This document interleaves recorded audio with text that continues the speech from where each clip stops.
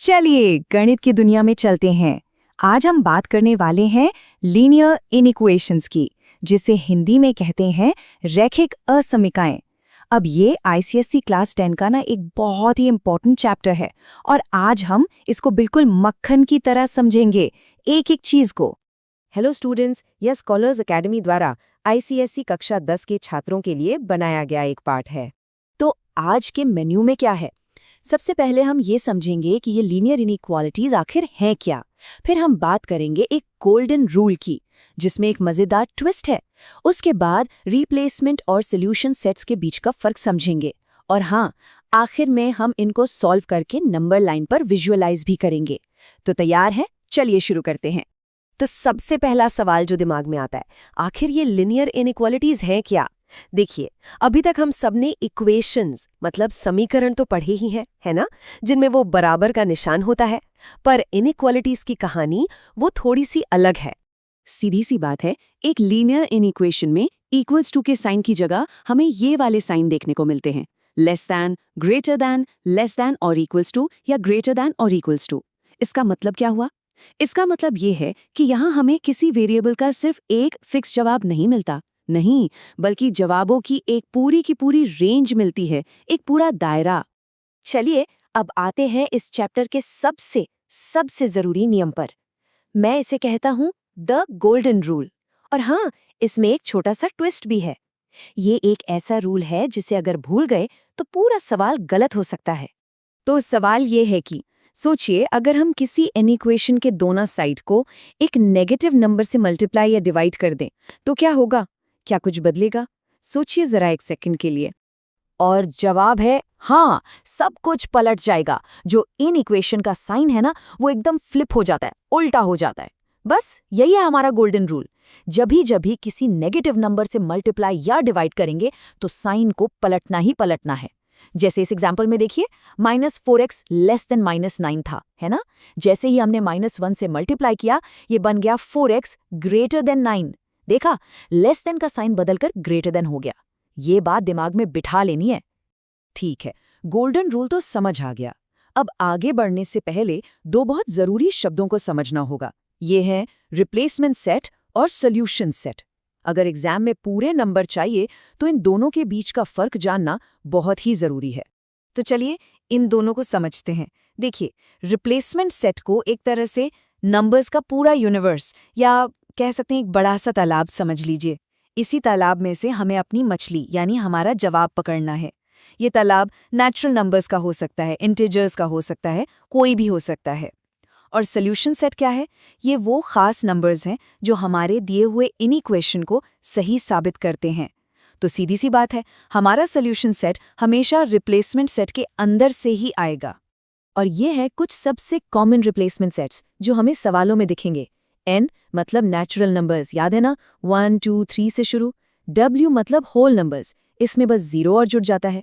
z मतलब integers, इसमें सारे पॉजिटिव, नेगेटिव और 0 सब आ जाते हैं। और r मतलब रियल नंबर्स, यानी नंबर लाइन पर मौजूद हर एक छोटा बड़ा नंबर। चलो, थ्योरी तो बहुत हो गई, अब एक्शन का टाइम है। देखते हैं कि इन सारे कॉन्सेप्ट्स को असल में एक सवाल पर कैसे अप्लाई करते हैं। हम एक एग्जाम्पल लेंगे और उसे स्टेप बाय स्टेप सॉल्व करेंगे। तो ये रहा हमारा सवाल। हमें x की वैल्यूज की रेंज निकालनी है और फिर उस सॉल्यूशन को नंबर लाइन पर दिखाना भी है। अब जैसा कि दिख रहा है, ये एक कंपाउंड इनइक्वेशन है, मतलब इसमें दो हिस्से हैं। हमें इसे ही सॉल्व करना है। तो जब हम इसे अलजेब्रा के रूल से सॉल्व करते हैं तो हमें फाइनल रेंज मिलती है -4 smaller than equal to x smaller than 7। इसका मतलब क्या है? इसका मतलब है कि x की वैल्यू -4 के बराबर या उससे बड़ी हो सकती है, लेकिन 7 से हमेशा छोटी ही होगी। तो ये है हमारी रेंज। पर एक मिनट, क्या काम खत्म हो गया? क्या यही हमारा फाइनल आंसर है? बिल्कुल नहीं। असली जवाब क्या होगा ये तो अब पता चलेगा, और वो पूरी तरह से इस बात पर डिपेंड करेगा कि हमारा रिप्लेसमेंट सेट क्या है। याद रखिए, रेंज निकालना तो बस आधा ही काम है। तो चलिए केस नंबर 1 देखते हैं। मान लीजिए कि x होल नंबर्स यानी w को बिलोंग करता है। अब होल नंबर्स कहाँ से शुरू होते हैं? 0 से।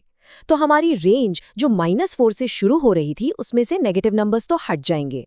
तो हमारा सोल्यूशन सेट बनेगा 0, 1, 2, 3, 4, 5, 6 और हाँ 7 इसमें नहीं आएगा क्योंकि x को 7 से छोटा होना है, बराबर नहीं। और नंबर लाइन पर देखिए हम हर नंबर के लिए एक अलग डॉट बना रहे हैं। अब देखते हैं केस नंबर 2। अगर x का रिप्लेसमेंट सेट इंटीजर्स z है तो क्या होगा? अब कहानी बदल जाएगी क्योंकि इंटीजर्स में तो नेगेटिव नंबर्स भी आते हैं। तो अब हमारा सोल्यूशन सेट -4 से शुरू होगा और वो होगा -4, -3, -2 और इसी तरह 6 तक।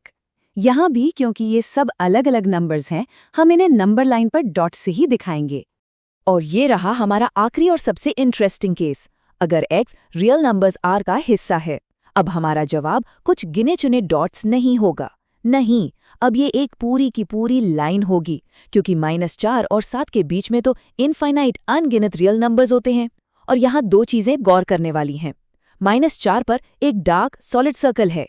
क्यों? क्योंकि x -4 के बराबर हो सकता है। और 7 पर एक खाली हॉलो सर्कल है क्योंकि x को 7 से छोटा ही रहना है, उसके बराबर नहीं हो सकता। बहुत बढ़िया।